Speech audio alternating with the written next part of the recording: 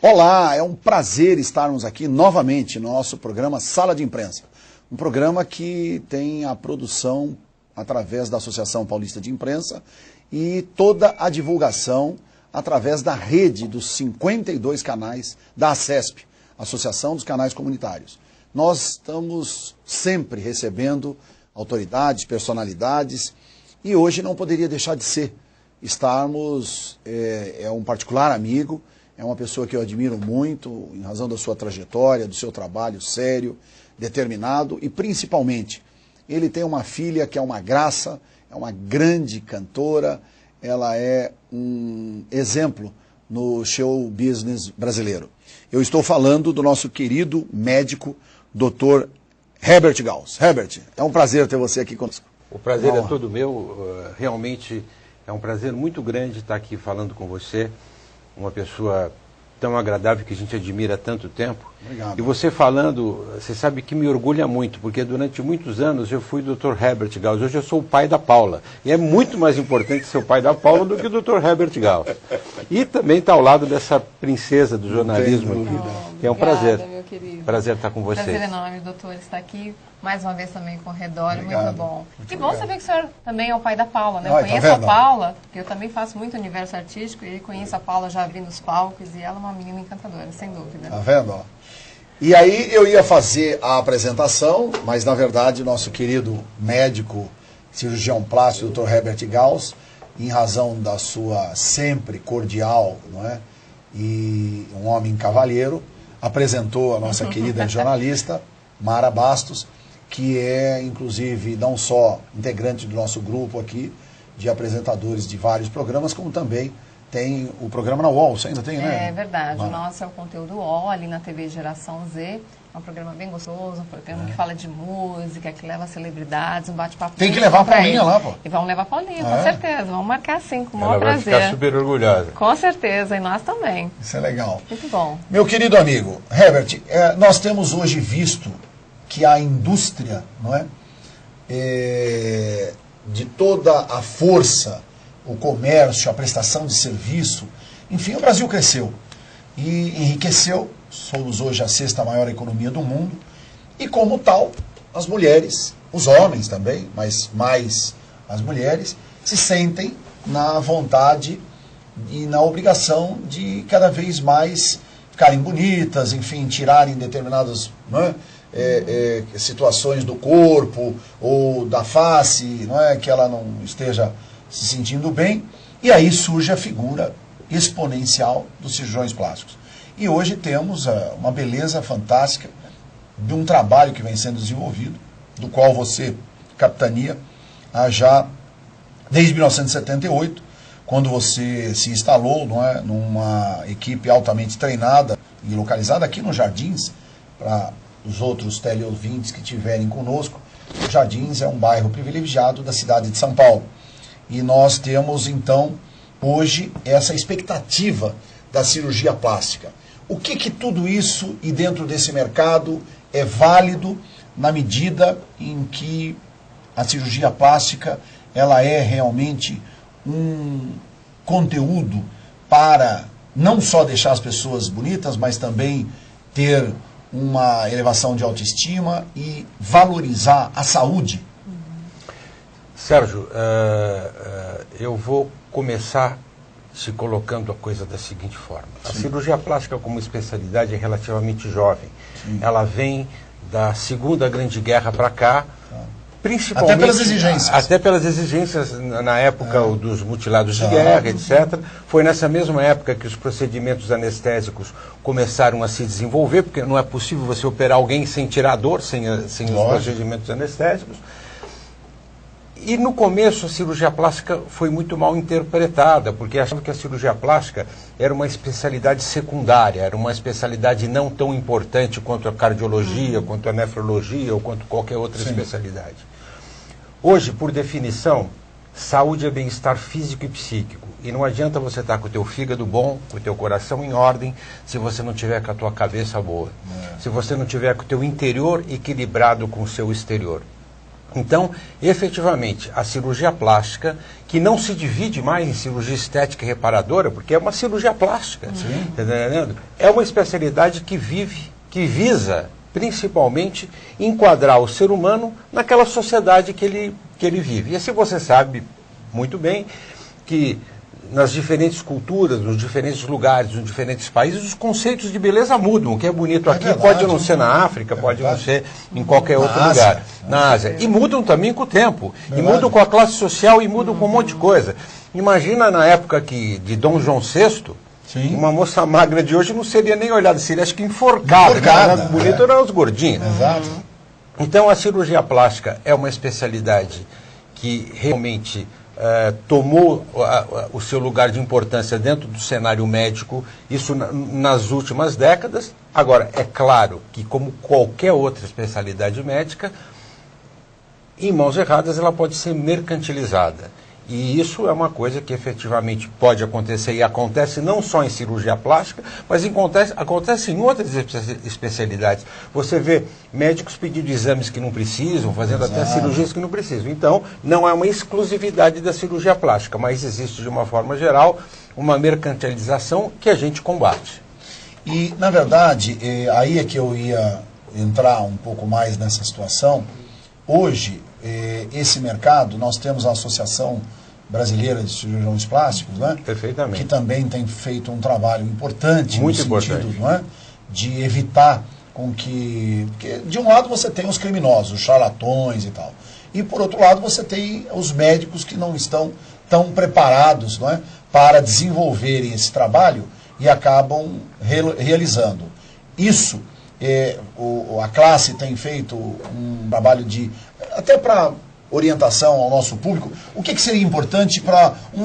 vamos colocar aqui, a pessoa está assistindo o nosso programa lá em Presidente Prudente, em Marília, ou em Araçatuba, ou em Bauru, ou em Ribeirão Preto, São José do Rio Preto, Piracicaba, enfim, as várias praças dos quais o programa Sala de Imprensa é exibido. Então ela fala, puxa, chegou a hora de eu fazer a cirurgia plástica. Quer dizer, como é que ela, na verdade, procederia? Quer dizer, porque o médico normal, o médico padrão, ele não tem, assim, essas aptidões, não é? Profissionais para dizer, ó, é bom você tirar isso aqui, diminuir aquilo, ou aumentar o seio, ou, enfim, tirar aquela gordurinha, não é? Então, o que seria mais aconselhável, na sua opinião, como especialista? Eu vou responder especificamente a sua pergunta, mas vou me permitir fazer uma colocação. Fique à vontade. Que o Conselho Regional de Medicina e a Sociedade Brasileira de Cirurgia Plástica fazem um trabalho maravilhoso no sentido de proteger a população dos maus médicos. Sim. Agora, existe a liberdade das pessoas de mostrarem e colocarem as suas ideias, seja de especialista que for, ou até no ramo de atividade que for. Porque a gente sabe muito bem, Sérgio, que os maus profissionais, não só na medicina, como em qualquer ramo de atividade, eles por si só acabam se mostrando e acabam sendo selecionados. Sim. Então a gente considera que é muito importante. A gente vive num país de dimensões continentais. Sim. É muito importante para a população que o médico, que o engenheiro, que o advogado possa ir à televisão, possa ir ao jornal, possa ir à revista. É uma função do jornalismo, da imprensa de uma forma geral, informar. E essa informação tem que ser dada através do profissional. O que não for bom vai acabar sendo eliminado pelo próprio sistema. Então, eu acho que é muito importante esse tipo de conversa que a gente está tendo, você abrir um espaço no teu programa para que o médico fale. Porque você citou muitos lugares que a nossa imagem vai chegar, e talvez pessoas desses lugares não tenham a possibilidade de consultar um médico. Exato. Sem dúvida. Respondendo especificamente sobre a sua pergunta, eu acho que existem duas formas de uma pessoa ser indicada por um médico, não importa se é cirurgião plástico ou qualquer outro. Através de um outro médico. Sim. Todo mundo tem um ginecologista, todo mundo tem um pediatra, todo mundo tem um clínico geral, ou através de alguém que já tenha sido atendido por esse médico, indicação de pessoa a pessoa. Eu acho que essas são as duas formas mais clássicas de indicação médica. Agora, eu gostaria de te perguntar uma coisa, doutor. Até vou abrir uma particularidade minha. Isso é eu bom. fiz uma cirurgia muitos anos atrás e eu fui vítima de um erro médico. Esse Olha, médico me foi eu não recomendado, sabia. é verdade. Esse médico foi recomendado, muito bem recomendado. Ele fazia parte do Conselho de Medicina, vi alguns trabalhos dele, enfim, gostei. Acredito sim que acontece muitas vezes do médico naquele dia ter uma infelicidade, como qualquer outra profissão, acaba às vezes cometendo um erro. Enfim, depois disso, eu tive que procurar outros cirurgiões para poder então Reparar solucionar o o erro. problema, que é muito pior, o senhor bem sabe, né? Sem dúvida. Hoje, há anos atrás, quando a gente se reportava ao Conselho de Medicina, né, Regional de Medicina, nós, como usuários, como pacientes, não tínhamos tanta acessibilidade. Eu queria saber se daqui para cá, desses anos para cá, se mudou isso. Por exemplo, porque era tanta coisa que a gente tinha que fazer, a gente tinha que provar tanto, que no final a gente acabava desistindo de passar uma informação para o Conselho. Eu posso te garantir, não sou do Conselho, nunca fui do Conselho, mas posso te garantir que o Conselho Regional de Medicina é um órgão extremamente sério e que hoje não existe corporativismo e que todas as denúncias são realmente investigadas e são tocadas para frente. Eu posso te garantir, não sou do Conselho, nunca fui do Conselho, mas eu posso te garantir que hoje o Conselho Regional de Medicina do Estado de São Paulo não deixa ninguém sem resposta. Inclusive, na época também, esse próprio cirurgião acabou acontecendo a mesma coisa com outras pacientes. Ele me procurou e pediu até mesmo, queria saber quais médicos me auxiliaram, que foram atrás. Eu acabei até, no fim, ajudando ele de uma certa forma. E a partir daquele momento, eu comecei também a ajudar, a falar, a comentar com algumas pessoas sobre tomar o cuidado necessário sobre isso, pesquisar. E até mesmo aproveitando hoje, a gente vê tantos jovens fazendo cirurgia. Eu não sei nenhuma particularidade do teu caso, mas vou me permitir fazer uma colocação que é a seguinte. Às vezes, as pessoas, e não estou dizendo que é o teu caso absolutamente, as pessoas confundem erro médico com mau resultado. Sim, sim. Erro médico, Verdade, importante. erro médico é uma coisa, mau resultado é outra. Que para o paciente não tem é a mesma coisa, porque errou. bem colocado. Então eu digo para vocês o seguinte: mau resultado pode estar relacionado, obviamente, com a atuação do médico, mas pode estar relacionado com a cicatrização, pode estar relacionado com o paciente não ter seguido exatamente as recomendações pós-operatórias. Então, absolutamente sem querer te corrigir, porque eu tenho certeza que você é uma jornalista, uma pessoa esclarecida, muitas pessoas confundem erro médico com mau resultado e são coisas bastante diferentes. Existem erros médicos e existem maus resultados. É verdade. Inclusive, o mau resultado é que a cirurgia plástica, atualmente, até dá medo, né? Porque de tanto se fala, de tanto se faz. Até quero perguntar para o senhor. A cirurgia plástica ficou tão perto das pessoas hoje em dia, né? Então as pessoas não tinham acesso, não imaginavam como era feita uma cirurgia plástica. Hoje existem programas de TV que mostram como é feito, né? Todos os cuidados necessários. Eu queria perguntar para o senhor, como é que o senhor vê essa proximidade das pessoas estar vendo? Isso é bom? Eu acho isso péssimo. Todos esses programas de televisão que mostram os procedimentos cirúrgicos são procedimentos, são coisas totalmente distorcidas. A maioria das coisas são inverdades. Aquilo, o Dr. Ray é um showman, ele não é um cirurgião. Tá certo? Não tenho nada contra ele, uma pessoa maravilhosa, mas ele é um showman. Ele é uma pessoa que está lá para fazer um programa, um reality show. Tá certo? E acho que as pessoas devem tomar muito cuidado de se basear em coisas que eles veem nesses programas de televisão. Eu acho que isso tem que ser visto como um reality show, uma coisa para divertir, e não uma coisa para informar. Porque mostra que é muito fácil. A pessoa opera hoje, daqui a um mês a pessoa está ali parecendo bonitinha, e na realidade é isso mesmo que o doutor falou. O pós-operatório é muito importante e muito difícil. Então essa proximidade que traz também as pessoas de verem o programa é muito importante, mulheres principalmente. É fácil, é bonito, a gente realmente quer o resultado, mas tem que se importar muito com o pós-operatório, que também existem as drenagens, que acontece isso, muitos erros, muitos maus procedimentos acabam porque as pessoas acabam não fazendo e nem sabem muitas vezes o que tem que ser feito. Mas você não tenha dúvida nenhuma, você está 100% certo.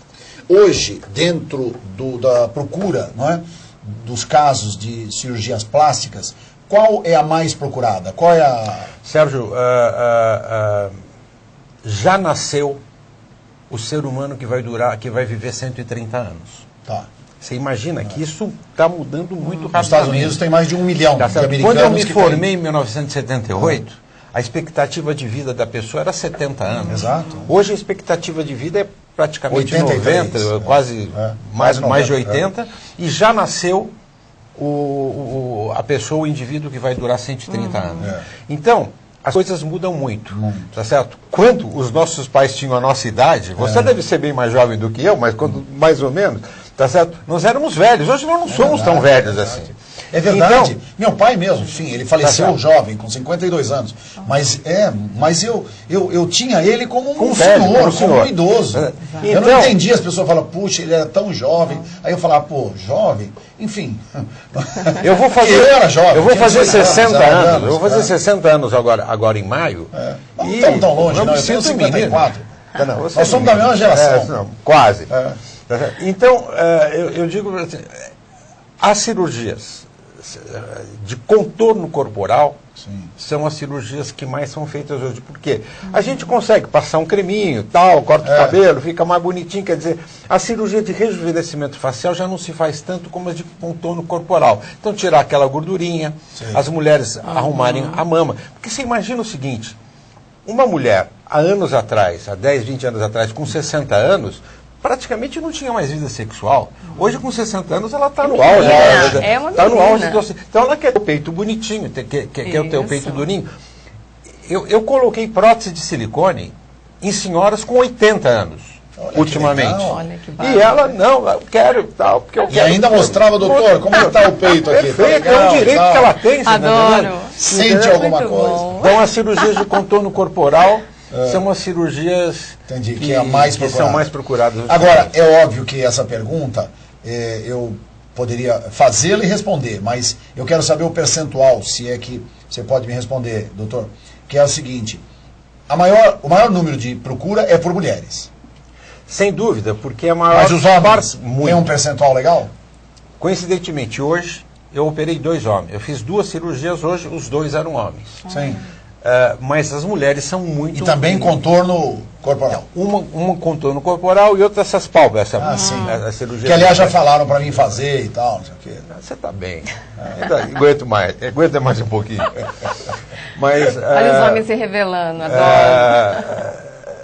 Os homens cada vez mais fazem cirurgia plástica. Se passa que existe muito mais cirurgia plástica para mulher. Por exemplo, a cirurgia de mama, que representa quase que 30% de todo o volume, se faz em mulher. Entendeu? Então, existem mais cirurgias para mulher. Por isso que o número de mulheres é maior. Mas se faz muita cirurgia em homem. Hoje em dia, eu te garanto que é 25% a 75%. Que já aumentou barbaramente. Muito. Né? Porque vamos falar, 5 anos atrás. E principalmente o homem já não mente, ele já assume. É verdade, assume.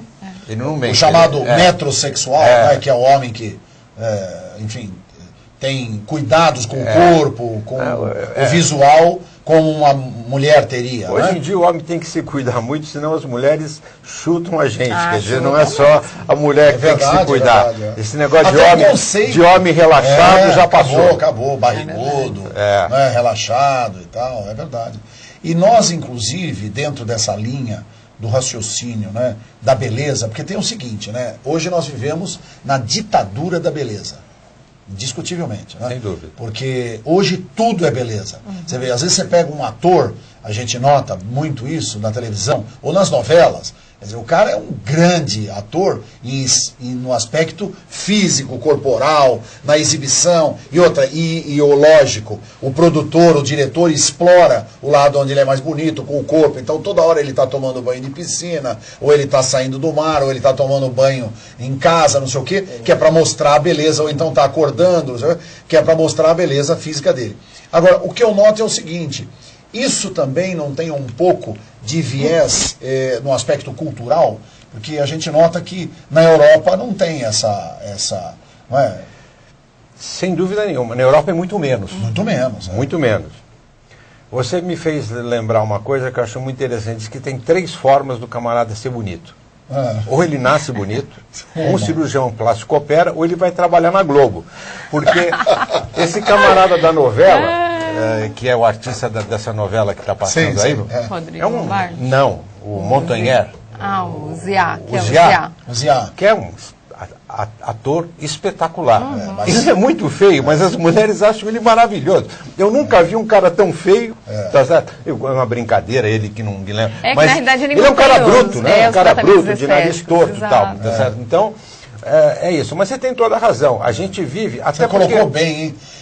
Aliás, me permita, Herbert, que na verdade a gente também assistiu uma novela, enfim, não dá para se comparar, porque o que eu vou citar era um ícone, né, que era o Raul Cortez. Mas o Raul chegou a ser símbolo sexual. O cara careca, magrelo. Exatamente. Ser símbolo sexual. Não é? Exatamente. É meio maluco, né? Por causa daquela novela que ele fez. Então é o que você disse. É legal, tem três formas. Uma é ser bonito. A outra é um cirurgião plástico para fazê-lo bonito. Ou então ser artista da Globo. Também, é isso aí. Tá certo? Mas, e resta a terceira. Mas realmente a gente vive a ditadura da beleza, principalmente porque a gente mora num país tropical. Se você falou da Europa, de uma forma geral, país que 4, 6 meses por ano é inverno, é diferente. É verdade. Aqui a mulher está muito mais exposta, o homem está muito mais exposto, a coisa é muito mais...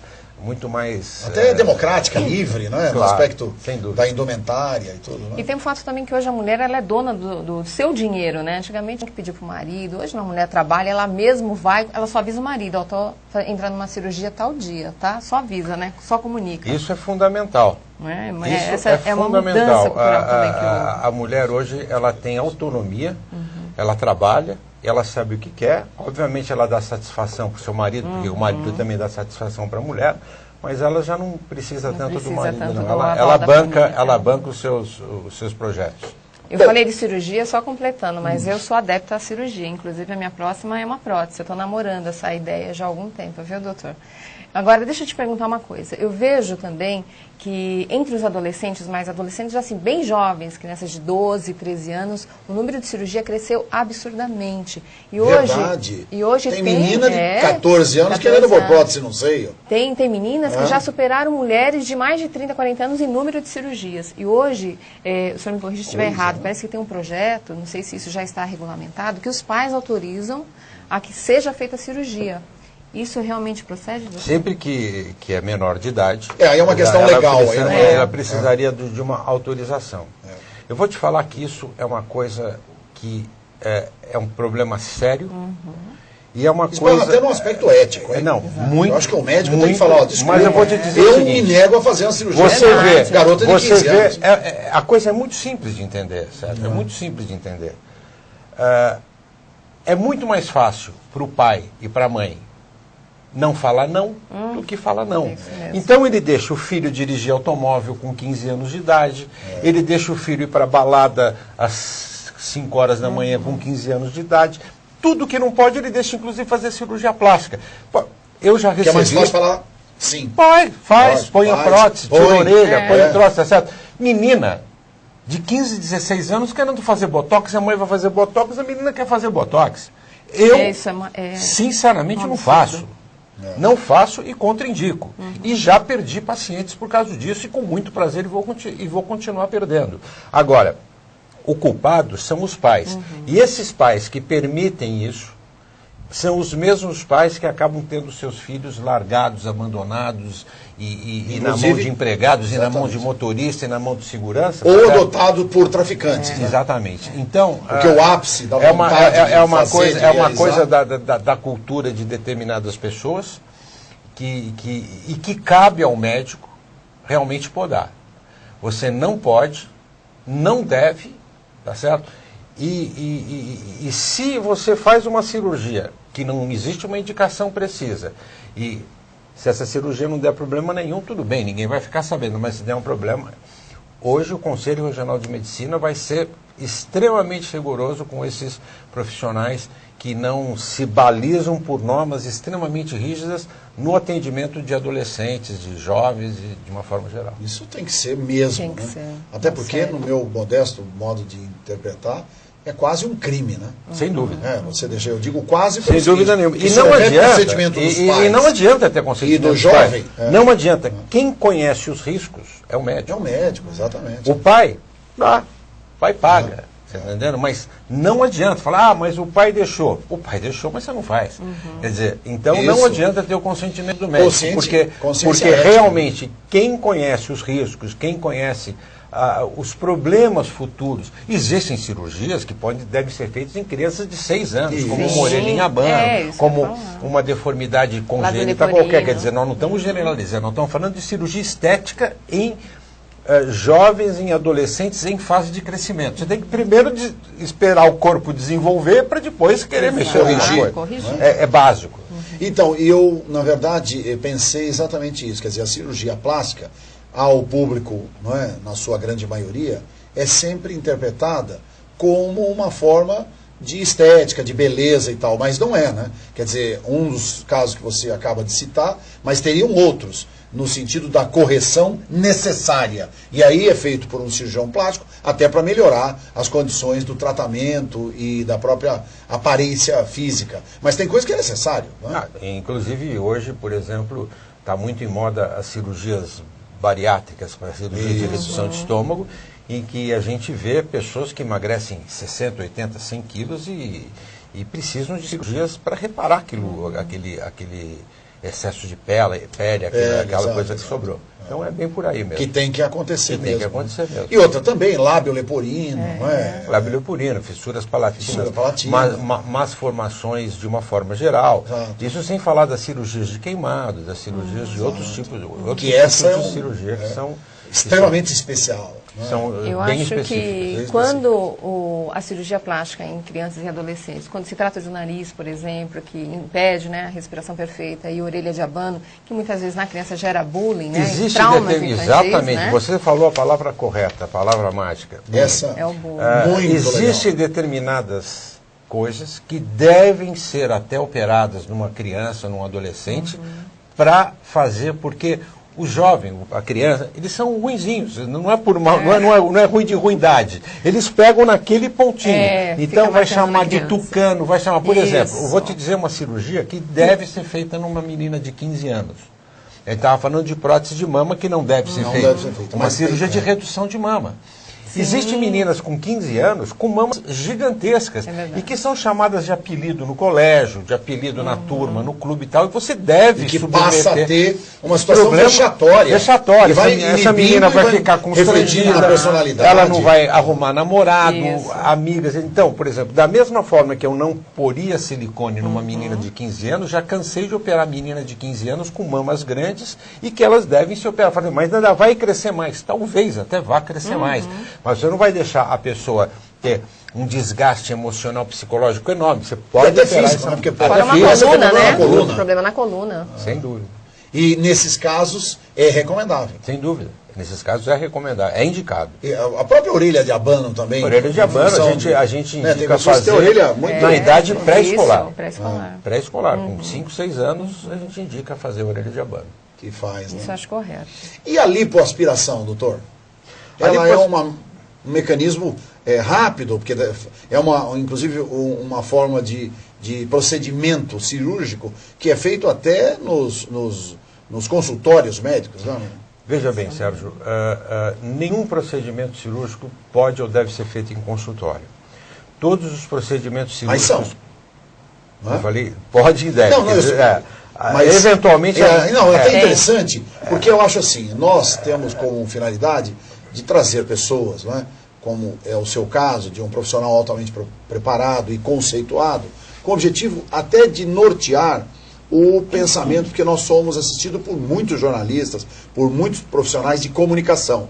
Então é importante, não é, que esse profissional, que cá entre nós não tem a necessidade de ter um conhecimento técnico sobre o assunto, mas na verdade é fundamental, porque a lipoaspiração, até para quem não sabe, é aquele procedimento que enfia aquela cânula... É retirada de gordura por sucção. Por sucção, exatamente. Você colocou, são feitos em consultórios, mas não devem ser feitos em consultório. Quer dizer, a priori, aqueles que fazem em consultório, enfim, então o problema é que não é recomendável. Nós não temos, mas por outro lado nós temos. Você como jornalista e eu como médico. Nós temos uma obrigação. Exato, de alertar. Porque eu vou te fazer uma colocação assim, às vezes a gente não pensa. Você já ouviu falar de inúmeros casos de pessoas que morreram no procedimento cirúrgico de lipoaspiração, por exemplo. Inúmeros. Então vamos lembrar. Você viu algum caso, falar assim, a fulana de tal morreu no Hospital São Luís, no Hospital Albert Einstein, no Hospital Sírio-Libanês, no Hospital 9 de Julho, no Hospital Vila Lobos, no Hospital... Não, Sim. na clínica tal, na clínica tal, na clínica tal, verdade. na clínica tal. Me mostra, não que não possa vir a acontecer um caso no hospital. É porque o hospital Eu quero é saber, equipado. Hospital é um lugar para se fazer procedimento médico cirúrgico, não é clínica. Por quê? A clínica não tem uma condição. Quando vai bem, vai bem. Quando não vai bem, não tem como. Aquela do Rio de Janeiro, principalmente, que já teve problema. Você vê esses canais de televisão passando essas matérias, é clínica em cima de botequim, é clínica do lado de armazém, quer dizer, é clínica. Não que não possa existir um acidente num hospital. Agora, você não lembra de ter ouvido falar assim, estamos aqui na porta do Hospital Albert Einstein, onde não sei o que lá. Onde fulano... Então, normalmente é a clínica tal, a clínica tal, a clínica tal. Estou para dizer que não teve nenhum caso desse. Eu nunca vi. Então, eu digo para você o seguinte, muito bem a lembrado, primeira coisa na hora de fazer uma cirurgia plástica é estar num hospital que tenha todos os recursos, que tenha UTI para não ser usada, que tenha banco de sangue para não ser usado, que tenha raio-x para não ser usado, que tenha tomografia. Mas tem que ter. Mas tem que ter. Porque se você isso é que nem fazer seguro. Tá certo? Você atravessa a rua sem olhar só porque o sinal está aberto? Não. Para você? Não. Você olha. Lógico, você tem que olhar. Então não pode. Efetivamente não pode. Se passa o seguinte, que para baratear o custo, tá certo? E em função da vaidade da mulher, porque a mulher é a coisa mais maravilhosa que Deus fez. Mas a mulher é vaidosa e na hora que ela quer e ela vai lá e faz, entendeu? E aí se ela for num médico que ele fala, olha, eu vou internar a senhora no hospital. Deita aqui, doutor, ela faz aqui. Deita aqui, ela deita aqui, você vai fazer. E outra, eu tenho uma amiga que fez na clínica de um amigo e outra ela saiu no mesmo dia. É isso. Tá certo? Aí você vai falar, olha, desculpa, mas eu não faço isso. Doutor, eu tive um paciente ontem no consultório, ela queria tirar, assim, doutor, mas o senhor pode fazer isso aqui? Eu falei para mim, olha, eu posso até fritar um ovo aqui, me dá uma espiriteira, mas isso daqui não é uma cozinha. Entendeu? Aconteceu muito naquela cirurgia, né, dessa história de sair no mesmo dia. Como que chamava? Era uma lipo que a pessoa fazia e já saía dali mesmo, a sucção era feita no próprio consultório. Eles faziam tinha um nome. Hidrolipo, isso. Veja bem, as pessoas inventam alguns ganchos para fazer marketing. Que não existe mais, né? Acredito, né? Não é que não existe. Existe tudo. Porque o que deu de problema, eu tenho amigas que, olha, tem que nascer de novo, gente. É muito cuidado com isso. Então, a gente que gosta de gastar, eu mulher assistindo é complicado. essas questões de erros médicos na televisão, uma moça, aliás, isso também não é privilégio só do Brasil, tem em outros países também, não é? E eu não me lembro se foi aqui no Brasil, se foi no exterior, mas ela tinha um probleminha, porque ela tinha uma pequena... gordurinha lá. Não era gordura, era enrugado, não é? Estava enrugado e tal. E aí foi fazer uma cirurgia, e aí o médico teve um erro, enfim, eu acho que na sutura, alguma coisa que o valha, e que aí ficou com aquelas... queloides, ficou com aquela... Então, aí eu acabei de ouvir uma coisa do Dr. Herbert que tem tudo a ver. De repente, quer dizer, o médico, como médico, ele já deveria dizer, olha, eu vou dizer uma coisa, porque a queloide não é uma coisa que o médico que faz. Ela, às vezes, sim, pelo erro na cirurgia, na sutura, na costura dos pontos e tal. Mas, às vezes não, às vezes é uma rejeição. Infelizmente, a gente que respeita tanto tudo que é sério e o jornalismo, a imprensa séria, tá certo? Infelizmente, a maioria das coisas que a gente vê nesses programas que passam à tarde, sensacionalistas de televisão, dizendo erro médico, não é erro médico, é mau resultado, é a câmera colocada num ângulo que aumenta, tá certo? Eu senti isso. Porque isso traz ibope, porque isso traz, vamos dizer, público, audiência para a televisão. Primeira coisa, erros médicos existem, mas só depois de um caso ser levado ao Conselho Regional de Medicina, de ser feita uma Analisado junta médica por peritos, e ter dado e aquilo ser julgado, que pode dizer que é erro médico. Sim. Ninguém pode dizer que é erro médico enquanto não for efetivamente provado que é erro médico. Porque, até pelo que me consta, ninguém pode ser considerado culpado antes de ser provado sua culpa. Então é isso. E é importante, então, para as mulheres que estão nos assistindo, para os homens também. Não adianta querer fazer economia em cirurgia plástica. Economiza no restaurante, na compra do sapato, da bolsa, mas cirurgia plástica não tem como economizar. Cirurgia é em hospital, nada de clínica. E esses planos mirabolantes que a gente vê, é verdade. né? Porque agora tem planos de 36 meses você paga a sua cirurgia plástica. Gente, muito cuidado com isso. Tem muita gente que já foi atrás disso e, olha, hoje chora lágrimas de sangue. Não é verdade, doutor? Sem dúvida nenhuma. Eu acho que é uma obrigação do médico tornar a cirurgia plástica acessível às pessoas. Porque, infelizmente, a cirurgia plástica não é coberta pelos convênios. Exato. Tá certo? É uma obrigação do médico tornar a especialidade acessível, mas ele não pode fazer com que isso se aconteça através, ou seja, o mercantilismo, através de se queimar etapas. Então, vou fazer em qualquer lugar que é para ficar barato. Isso não justifica, tá certo? É melhor não fazer. Melhor não fazer. Dr. Herbert Gauss, em razão da sua experiência, do trabalho que realiza na área médica, é também professor, tá certo? E tem uma especialização no sentido da cirurgia plástica, ou o senhor tem outras áreas específicas da medicina? Não, eu sou cirurgião plástico, eu não sou professor. A gente é convidado às vezes para fazer uma palestra, uma aula, mas eu não tenho título. Dá várias. Eu não tenho título, tá certo? Mas a gente tem já ministrou várias aulas. Muitas aulas, até mesmo em faculdades, universidades. No começo da minha carreira, eu fui professor assistente, quer dizer, assistente do departamento de anatomia da Faculdade de Medicina. Mas de que faculdade? Faculdade de Medicina de Santo Amaro, na USEC. Eu me formei na USEC. Eu fui da quarta turma da USEC, que me orgulha muito, uma faculdade realmente que formou grandes médicos. É verdade. Hoje atuando no Brasil inteiro. Mas eu sou cirurgião plástico, realmente eu faço cirurgia plástica. E digo mais para você, eu sou aquele cirurgião plástico antigo. Nem essa parte de medicina estética, de botox, de preenchimento, de coisinha, eu não faço. O meu negócio é cortar e costurar e cada vez melhor. Isso é maravilhoso. Na verdade, aqui me permita colocar uma coisa também, porque eu, particularmente, sou professor universitário. Agora não tenho ministrado mais aula em razão da atribulação da minha agenda e as coisas que eu me ocupo. Mas já fui questionado uma vez, porque, no fundo, também é um outro...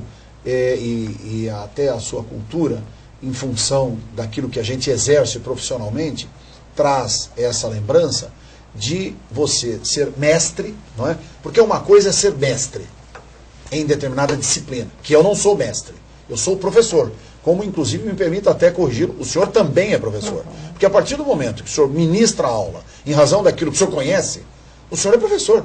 Tá certo? Quer dizer, o que tem, na verdade, uma titulação de mestrado e que defende uma tese de mestrado e aí recebe o título de mestre, não é? Ele, na verdade, tem esse... E outra, e cá entre nós, tem muitos mestres que não dão aula para ninguém. Porque tem essa também. Tem, tá certo? sem dúvida. Tem inúmeros mestres que não dão aula para ninguém. Então, no fundo, é assim, você tem uma titulação em razão da matéria que você conhece. Eu, particularmente, já dei inúmeras aulas magnas quer dizer, eu dei uma aula... uma palestra, na verdade, não é? Com outros colegas, na Casper Libero, quer dizer, maravilha. Não é? Um ícone do jornalismo brasileiro. Não é? Então, na verdade, e não sou formado em jornalismo. Não é? Eu tenho a cultura jornalística em razão das minhas atividades ligadas à comunicação, esse programa de televisão, falo em rádio, sou comentarista, escrevo para mais de 70 veículos, não é? De imprensa. Quer dizer, então, isso, na verdade, nos traz a experiência, o conhecimento. Né? E eu, particularmente, gostaria de indagá-lo, doutor Herbert, a respeito do seguinte: o que o senhor acha hoje a nível das universidades? Quer dizer, os cursos de medicina. Quer dizer, qual é a sua impressão? Que há uma necessidade de uma uma oportunidade de um reescalonamento ou mesmo uma reciclagem? Qual é a sua opinião? Sérgio, eu acho que efetivamente, mas sem sombra de dúvidas, o problema não são os cursos de medicina.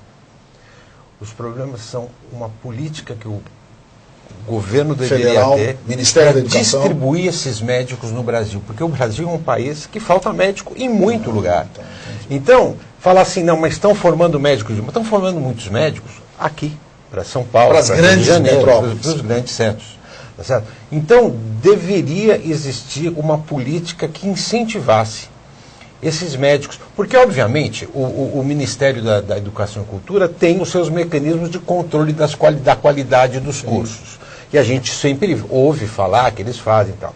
Partindo do princípio que os cursos de medicina são bons, e sou totalmente a favor do exame, como é feito na Ordem dos Advogados, para poder qualificar aquele médico, porque hoje você se formou em medicina, você pede o registro e tem o CRM. Sim. No direito não é assim, você depois que você se formou, você é bacharel de direito e você tem que fazer um exame da ordem, não é isso? Sim, verdade. Então, eu sou a favor de que o médico formado, ele não tem automaticamente a licença para trabalhar, ele tem que fazer um exame, como é o exame da ordem. Sim.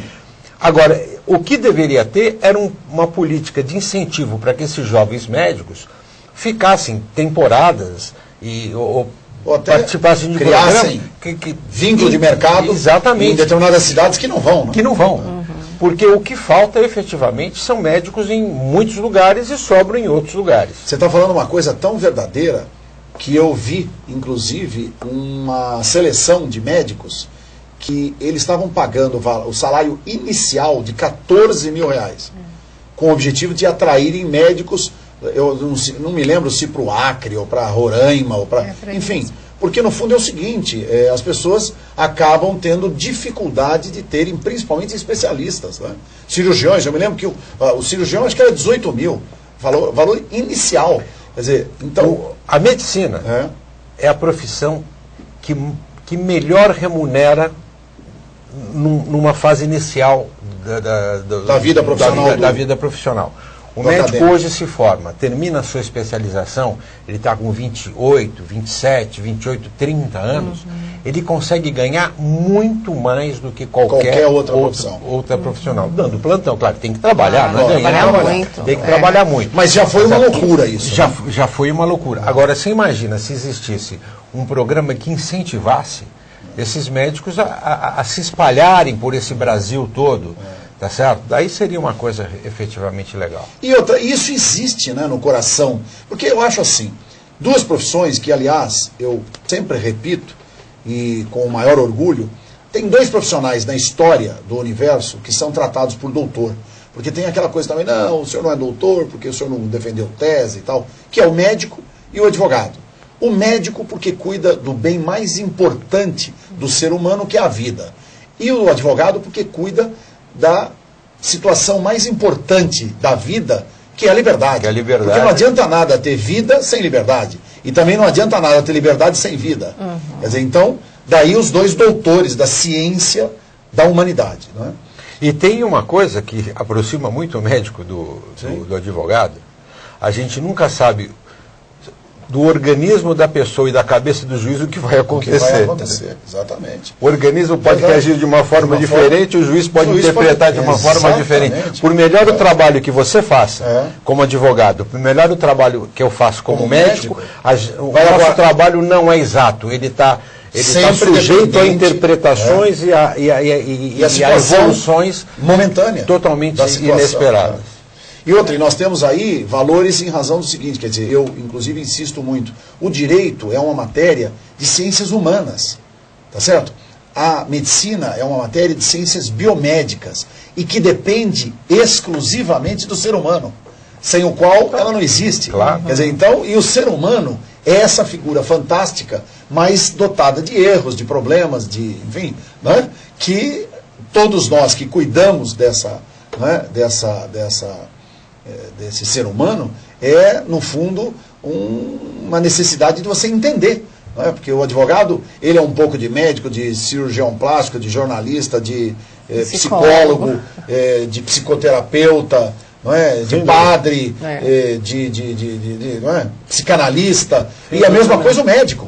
Não é? Tem que ser um pouco de tudo também, porque ele cuida com a matéria mais importante na vida, que é o ser humano. Não é? E a cirurgia plástica vem para traduzir tudo isso num valor de enriquecimento, né? Porque acaba tirando vamos dizer assim, as anomalias que o próprio sentido natural da vida nos traz, do nascimento, e o médico cirurgião plástico vai e corrige, não é? Porque uma coisa... A cirurgia plástica propicia você equilibrar o interior com o exterior.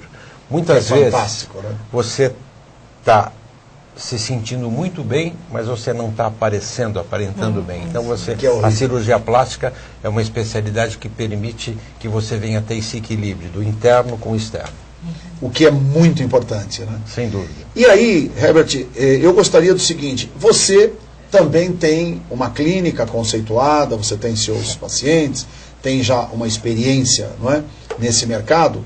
O que você me diria a respeito da carreira de cirurgião? Porque você me disse porque o cirurgião plástico é, na verdade, uma especialidade dentro da medicina, não é? E, vamos supor, hoje você orientaria um jovem que está aí no seu quarto, quinto ano de medicina, optar pela carreira da cirurgia plástica?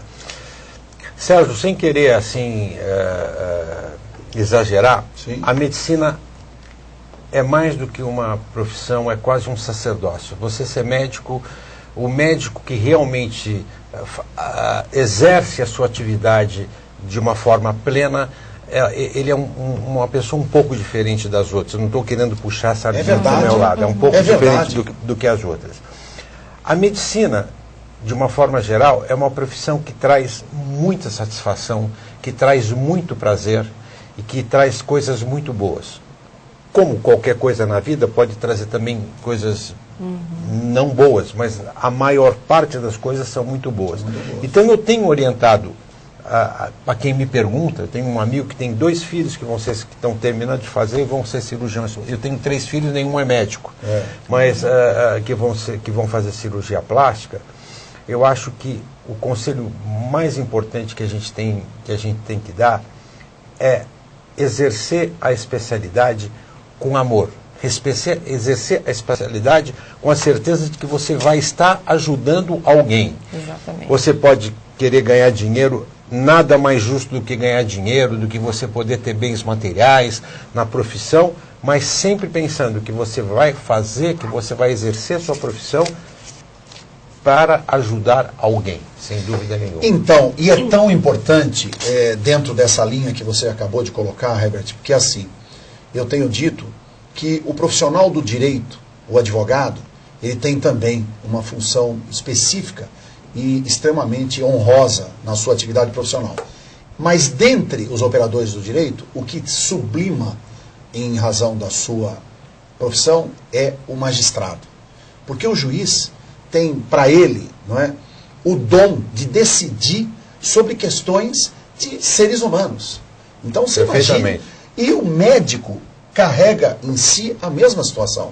Porque cá entre nós, se você parar para pensar, dizer, algum jovem, ou alguma senhora, ou alguma pessoa tenha um erro, não é?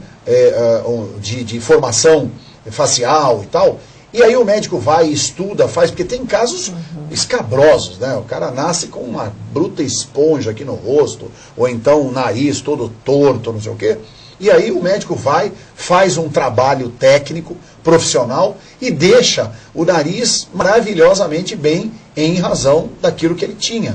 Quer dizer, isso é uma coisa fantástica, como inclusive aquela médica, não sei se é médico ou médico, que aquele caso também extremamente rumoroso, que o namorado jogou lobo, isso, e ela está sendo corrigida. Aliás, é uma atriz, uma mulher lindíssima, e eu vi num desses programas, que são legais, aí o Discovery, que trazem coisas interessantes, né? Ele mostrou quando ela, sem o acidente, depois do acidente, ela ficou totalmente transformada. E aos poucos ela vem. Então, e agora, mas já se recuperou, sabe, em termos de uma escala de 0 a 10, ela está em 6,5. Quer dizer, estava em 0. Está em 6,5, quer dizer, mas também já fez 20 e tantas cirurgias. E os médicos agora, quer dizer, aquela coisa, pararam de fazer as cirurgias em razão das consequências das cirurgias. Porque a questão, não é, da injeção de, não é, para, como é que chama? Anestesia. Anestesia é algo... E a rejeição. A rejeição, né? Enfim, aquela coisa cirurgia toda. de face inteiras, né? Que é o caso dela. O dela é tudo. Orelha, nariz, não, tem sendo transportado, até transplante de face. De face. Isso daí já é uma cirurgia multidisciplinar, né? Que já não é... o cirurgião plástico está presente nessa equipe também, mas é uma cirurgia multidisciplinar. Que tem até um filme, né? Tem vários filmes. A dupla face.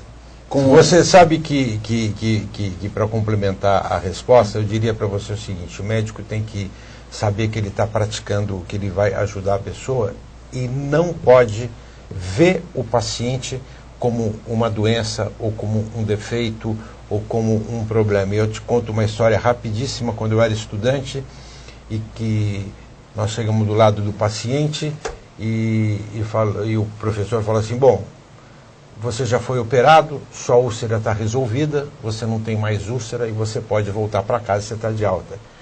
E o médico saiu, e o professor saiu, e o cara começou a chorar, a ficar muito nervoso. Nós chegamos lá, uma história verdadeira. Ele falou assim: mas o que aconteceu? Você não está contente? Você está indo embora? Sua úlcera... Ele falou assim: mas o que eu vou falar para minha mulher agora? Quer dizer, o problema dele era o seguinte: aquela úlcera, quem provocava era a situação familiar dele dentro de casa. Se a gente tirou... E daí, quando a situação esquentava em casa, ele tinha úlcera. E ele ia para o hospital. Agora nós tiramos. O que ele vai falar em casa? Agora, como é que ele vai se justificar? A mulher vai continuar me enchendo o saco, mas eu não tenho mais úlcera. Como é que eu vou sair? Tá certo? Então, a gente tratou o cara errado. Você não tinha que tratar a úlcera, você tinha que tratar ele, o psicológico dele, e não a úlcera. Agora, doutor Herbert, já que o senhor falou de família, vamos pegar o gancho. Como que é o senhor Herbert em casa? O pai, o marido? Olha, o avô vou ser avô agora no final de maio. O meu filho Beto, que é casado com a Antônia, uma moça maravilhosa, eles vão ser pais agora no final de maio, começo de junho, e eu e a Malu vamos ser avós. Eu diria para você o seguinte: eu sou casado com a mesma mulher há 34 anos, 34 para 35 anos, então não deve ser muito ruim, né? Quer dizer, deve ser mais ou menos. O casal é maravilhoso, a Malu também é uma mulher. A Malu é uma pessoa fora de série, é uma pessoa realmente, é médica também, trabalha comigo. Exato. A Malu, no começo, nós nos formamos juntos. O pai dela era pediatra, irmã pediatra, e ela fez pediatria, mas depois de uns 15 anos ela deixou a pediatria e virou assistente. Ela me ajuda nas cirurgias, ela dá aquele toque feminino, sabe? Porque a mulher tem muito mais sensibilidade fina do que o homem. Então a Malu está lá comigo, e o Beto, que vai ser pai agora, trabalha com é produtor de cinema, eles têm uma produtora de cinema, e as minhas duas filhas, que são lindas, você conhece a Paula, tem a Luísa, que é mais jovem, mas já operei as duas. Olha Já operei as duas, sempre precisa fazer alguma coisinha. Casa de ferreiro, espeto lá não é. Não, lá não é espeto de pau, lá em casa de ferreiro espeto de ferro. Espeto de ferro. E ferro bom. Olha! Isso aí, que muito bacana, bom, que legal. Bom. E aí, referente a essa atividade que o doutor Herbert Gauss vem desenvolvendo como cirurgião plástico, você já deve ter tido passagens maravilhosas na sua vida, como também passagens críticas, difíceis e tal. Aqui, como a gente procura falar só coisa boa, então me diga, o que ficou mais marcante? Como agora você acabou de contar um fato interessante da universidade, você deve ter outros... O Sérgio... uma pessoa que, enfim, estava desesperada por causa de um problema, e você foi lá quando ela viu... A gente eu tive na minha vida oportunidade de conhecer muitas pessoas, e durante muitos anos participei de muitos programas de televisão, de rádio, e recebi pacientes do Brasil inteiro. Sim. E até de outros países. Sim. E me lembro perfeitamente quando chega eu tinha um consultório na Avenida Rebouças, aqui em São Paulo, uma clínica, e quando chega um garoto de uns 10 anos pela mão do pai, e esse garoto tinha o queixo soldado aqui no peito, porque ele sofreu uma queimadura no pescoço que não foi tratada, aquilo retraiu, e o menino, ele tinha efetivamente a ponta do queixo cicatrizada no tórax. E eles chegaram e falaram assim, ó, nós viemos lá do Nordeste e viemos aqui para o senhor operar o menino. Eles não tinham a menor condição e chegaram lá e não tenha dúvida nenhuma que a gente atendeu o menino, apesar de ser uma clínica particular, mas nós demos um jeito, internamos o menino na época. E eu me lembro perfeitamente que era quase impossível entubar, porque para entubar você tem que retificar a traqueia. Então nós chamamos 3 anestesistas, foi um negócio complicado, e nós operamos esse menino, fizemos uma meia dúzia de cirurgia. Eu acho que é uma das grandes satisfações da minha vida profissional ver esse menino ir embora depois de alguns meses, porque ele ficou alguns meses na clínica, o pai acabou indo, ou tinha um parente que tinha um açougue não sei aonde, o pai foi morar no açougue não sei aonde, e o menino ficou conosco na clínica durante meses. Nós fizemos algumas cirurgias e ele saiu depois de alguns meses com uma mobilidade completa do pescoço e feliz da vida. Então, isso é uma coisa que realmente não tem preço. Parabéns. Isso aí, muito bom. Então, nosso papo está extremamente agradável. Nós já passamos aqui 60 minutos. Olha, parece que foram 3 minutos. Parece que foram 3.